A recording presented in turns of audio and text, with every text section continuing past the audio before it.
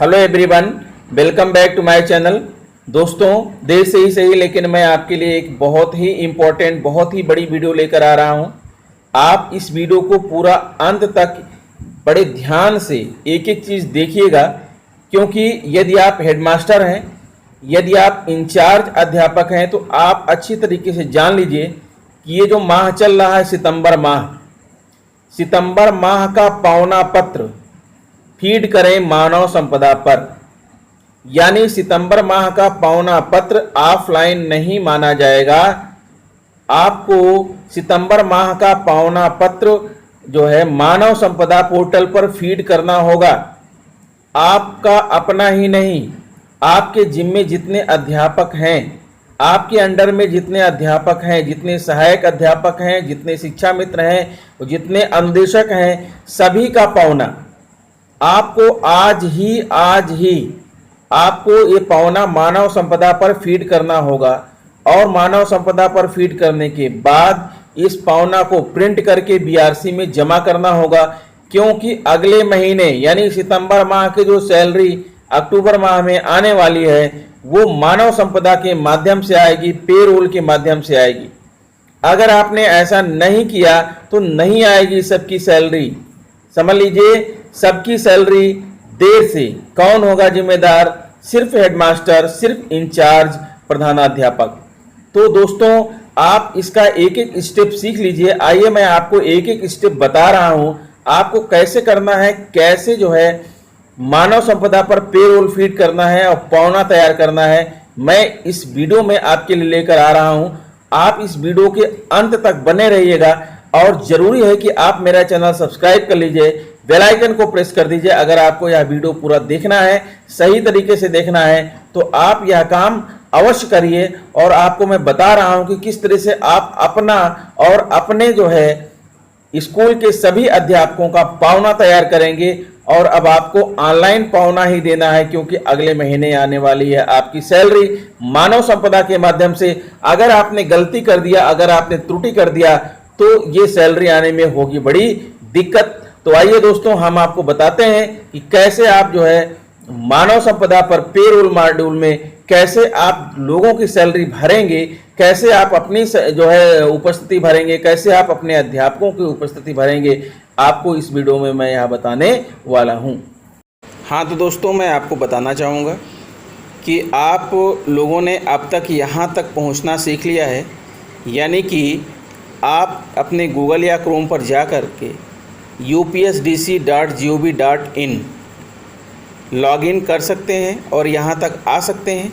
इसके आगे की प्रक्रिया मैं आपको बता रहा हूँ कि कैसे आप पेरोल पर जाएंगे, कैसे आप जो है पावना बनाएंगे। ये प्रक्रिया मैं आपको आगे बताने चल रहा हूँ। तो इसके लिए आप सबसे पहले EHRMS लॉगिन को क्लिक कर दीजिए। ये मैंने EHRMS लॉगिन को क्लिक कर दिया। अब आपके सामने ये पोर्टल खुलकर आ रहा है। इस पोर्टल में सबसे पहले यूज़र डिपार्टमेंट लिखा है, इसको टिक करिए और यहाँ पर बेसिक एजुकेशन आपको सिलेक्ट करना है। बेसिक एजुकेशन सिलेक्ट कर दिया। इसके बाद यूज़र आईडी यानी है कि आपका मानव संपदा का आईडी जो है वहाँ पर डालिए और नीचे पासवर्ड है यानी मानव संपदा का पासवर्ड डालिए और फिर नीचे कैप्चा लिखा है, कैप्चा कोड डालिए और उसके बाद लॉगिन कर दीजिए। तो दोस्तों, लॉगिन करने के बाद आपका यह पोर्टल खुलेगा। आपकी मानव संपदा आईडी यहाँ पर खुल चुकी है। आप विद्यालय के हेडमास्टर हैं, ध्यान दीजिएगा। अगर आपका विद्यालय संविलियन विद्यालय हो चुका है, कंपोजिट विद्यालय हो चुका है, तब भी प्राइमरी का जो हेड है वो प्राइमरी का पावना बनाएंगे और जूनियर के जो हेड हैं वो जूनियर का पावना बनाएंगे, क्योंकि मानव संपदा पर अभी कंपोजिट विद्यालय या संविलियन विद्यालय का कोई जिक्र नहीं है। इस बात को आप सभी ध्यान दीजिएगा, कन्फ्यूजन में मत आइएगा। अगर आप प्राइमरी के हेड हैं तो आप प्राइमरी का पावना बनाएंगे और जूनियर के हेड हैं तो आप जूनियर का पावना बनाएंगे। और अभी मानव संपदा पेरोल पर जो है शिक्षा मित्रों का डाटा फीडिंग नहीं हुआ है, ठीक है। और अगर आपके विद्यालय से कोई अध्यापक ट्रांसफ़र हो गया है उसका डाटा भी अगर अभी आपके मानव संपदा पर दिखा रहा है तो उसके लिए भी आपको चिंता करने की ज़रूरत नहीं है। ये हमारे विभाग और बीआरसी का काम है कि उसका मानव संपदा अपने ब्लॉक से दूसरे ब्लॉक में ट्रांसफ़र कर दे। अगर उन्होंने नहीं किया है तो हम आप क्या कर सकते हैं, अगर जो अध्यापक ट्रांसफ़र हो चुके हैं उनका भी डाटा दिख रहा है तो आपको चिंता करने की कोई ज़रूरत नहीं है। लेकिन आपको अपने विद्यालय में जो प्रेजेंट अध्यापक हैं, हेडमास्टर हैं, उनका पावना आपको ऑनलाइन बनाना है। और कैसे ऑनलाइन बनाना है मैं आपको अब बताने चल रहा हूं। आप ध्यान दीजिएगा, ये बहुत ही इम्पोर्टेंट पॉइंट है। आपने मानव संपदा लॉगिन कर लिया है, अब इसको थोड़ा जूम कर लेते हैं, बड़ा कर लेते हैं। तो देखिए दोस्तों, ये बड़ा करने पर आपको सामने दिख रहा है, यहाँ पर बगल में पेरोल लिखा हुआ है, वाइट कलर के ऊपर दिख रहा है पेरोल।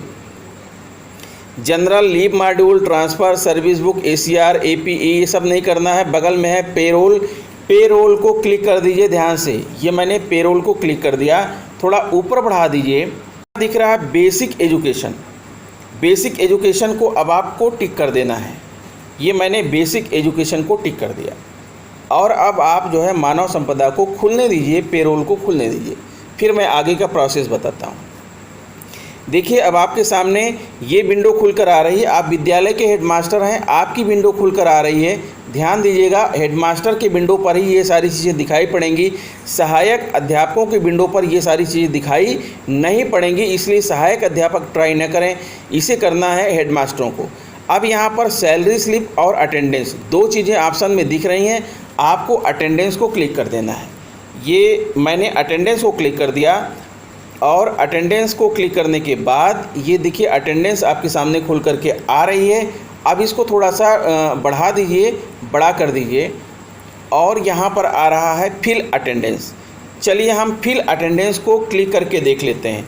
हमने फिल अटेंडेंस को क्लिक कर दिया, ठीक है। अब क्वेश्चन ये आता है, देखिए इसको ऊपर बढ़ाते हैं, थोड़ा बड़ा कर लेते हैं, जूम कर लेते हैं। अब इस विद्यालय में जितने टीचर होंगे सभी अध्यापकों का सीरियल नंबर दिखाई पड़ेगा, EHRMS कोड दिखाई पड़ेगा और एम्प्लॉई नेम दिखाई पड़ेगा, सबका दिखाई पड़ेगा जो इस विद्यालय में अभी तक बने हुए हैं, रजिस्टर्ड हैं। और उसके बाद उनके फादर का नाम दिखाई पड़ेगा, यहाँ पर अपने अपने फादर का नाम यहाँ चेक कर सकते हैं। फिर यहाँ बगल में डिजिग्नेशन यानी कि उनका पद यहाँ दिखाई पड़ेगा, असिस्टेंट टीचर, हेडमास्टर। और उसके बाद यहाँ दिख रहा है एक्शन। एक्शन का मतलब एडिट या ऐड या एडिट अटेंडेंस। अगर मान लीजिए कि महीने में कोई व्यक्ति कोई लीव ले रखा है, कोई छुट्टी ले रखा है, तो जो व्यक्ति छुट्टी ले रखा है उसको क्लिक करेंगे और क्लिक करके उसकी छुट्टी को भरेंगे। तो जैसे कि मान लीजिए कि यहाँ पर मैं सबसे ऊपर एक आईडी दिख रही है, मैं देखता हूँ कि इन्होंने छुट्टी लिया है कि नहीं, तो मैं यहीं सबसे ऊपर क्लिक करता हूँ और आपको दिखाता हूँ कि इसमें क्या दिख रहा है। तो ध्यान दीजिए मित्रों, ये खुल गया।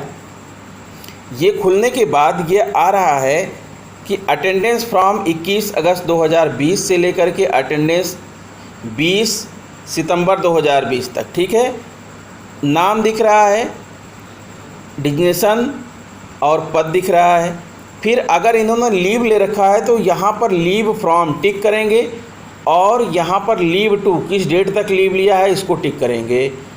फिर यहाँ नंबर ऑफ़ लीव डेज़ कितने दिनों की छुट्टी ली है ये टिक करेंगे।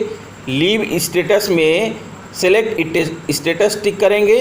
रिमार्क अगर कुछ होगा तो यहाँ पर लिखेंगे और इधर सेलेक्ट रीजन दिख रहा है ये लिखेंगे।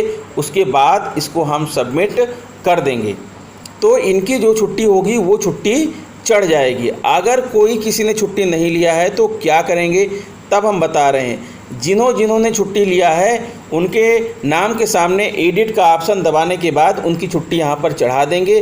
अगर किसी ने छुट्टी नहीं लिया है तो क्या करेंगे या ये चढ़ाने के बाद क्या करेंगे वो मैं बता रहा हूँ। तो वापस आ जाइए, यहाँ सबमिट का बटन है। सबमिट बटन करने के बाद जब सबमिट कर देंगे आप तो इनकी लीव चढ़ जाएगी। अगर कोई लीव नहीं है तो कोई ज़रूरत नहीं है। फिर से अब आपको वापस आ जाना है। कहाँ आ जाना है? यहाँ बैक में आ जाना है। देखिए बैक दिख रहा है, बैक कर लीजिए। ये देखिए बैक आ गए, ठीक है। अब बैक आ गए तो फिर से उसी पोर्टल पर पहुंच गए जहां पर सबका नाम दिख रहा था, ये दिख रहा था। इस तरह से छुट्टी दबाने के बाद, छुट्टी चढ़ाने के बाद हम बैक कर लेंगे, ठीक है। यानी ये ऑप्शन जो है आपको दिख रहा है, यानी इसमें जो है छुट्टी हमने चढ़ा दिया। अब आप देखिए आपको क्या करना है। अब एक बार फिर यहाँ बैक, ऊपर देखिए रेड कलर में बैक लिखा है, इसको फिर बैक कर दीजिए। ये मैंने बैक कर दिया। जब आप सबकी छुट्टी चढ़ा लेंगे इस तरह से, एक की छुट्टी करने के बाद बैक, दूसरे की छुट्टी करने के बाद बैक, तीसरे की छुट्टी करने के बाद बैक, अगर किसी ने छुट्टी लिया ही नहीं है तो फिर आपको कुछ करना ही नहीं है। अगर किसी ने लिया है तो अंदर जाना है, फिल अटेंडेंस में जाना है।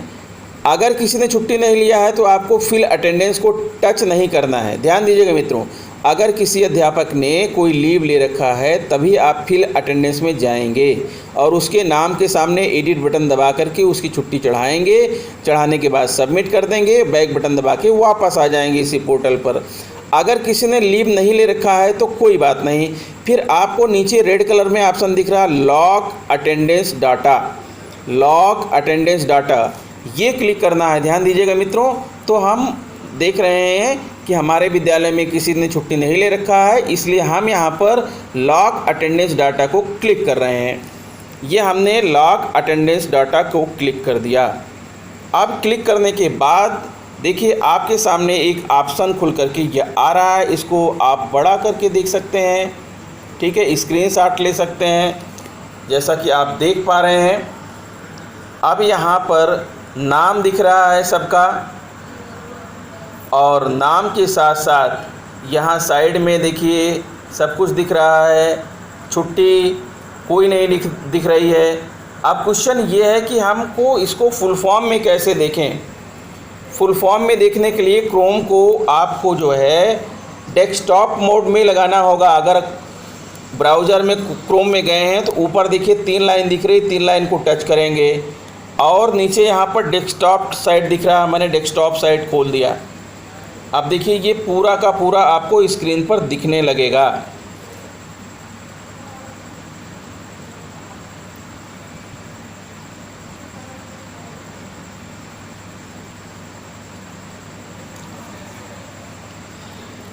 चलिए दोस्तों, डेस्कटॉप खोलने के बाद ये पूरा स्क्रीन पर दिख रहा है, लेकिन वो चीज़ें नहीं दिख रही हैं। तो हम अब फिर से वही काम करेंगे। ये जो लॉक अटेंडेंस का रेड कलर का ऑप्शन दिख रहा है, इसको क्लिक कर दीजिए। ये मैंने क्लिक कर दिया और ये खुल गया।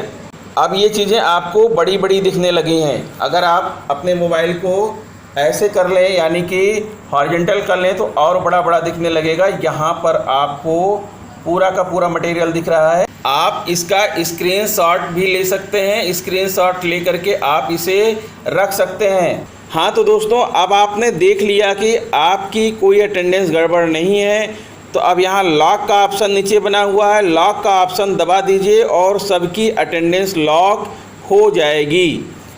ये मैंने लॉक का ऑप्शन दबा दिया। लिख रहा है are you sure you wish to lock 6 records, cancel or okay, तो इसको ओके कर दीजिए। सक्सेसफुली लॉग्ड 6 रिकॉर्ड्स, फिर ओके कर दीजिए।